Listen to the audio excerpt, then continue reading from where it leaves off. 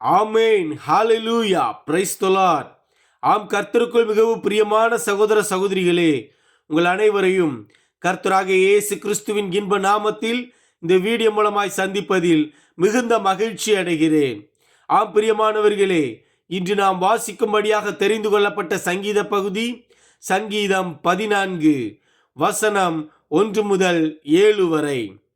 ராகத் தலைவனுக்கு ஒப்புவிக்கப்பட்ட தாவீதின் சங்கீதம். 1 வசனம்.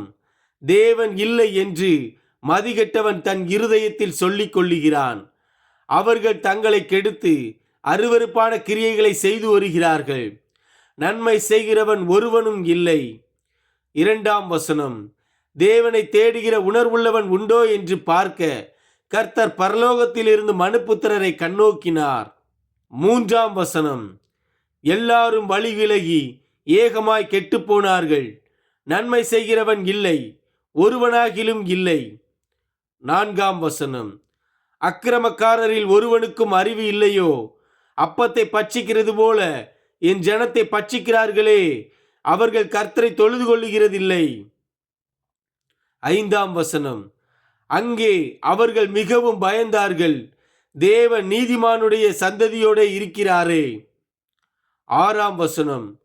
சிறுமைப்பட்டவனுக்கு கர்த்தர் அடைக்கலமாய் இருக்கிறார் என்று சொல்லி நீங்கள் அவனுடைய ஆலோசனையை அலட்சியம் பண்ணினீர்கள். 7 வசனம். சியோனிலிருந்து இஸ்ரவேலுக்கு இரட்சிப்பு வருவதாக. கர்த்தர் தம்முடைய ஜனத்தின் சிறையிருப்பை திருப்பும் போது யாக்கோபுக்கு களிப்பும் இஸ்ரவேலுக்கு மகிழ்ச்சியும் உண்டாகும். ஆமேன். ஹalleluya. God bless you all.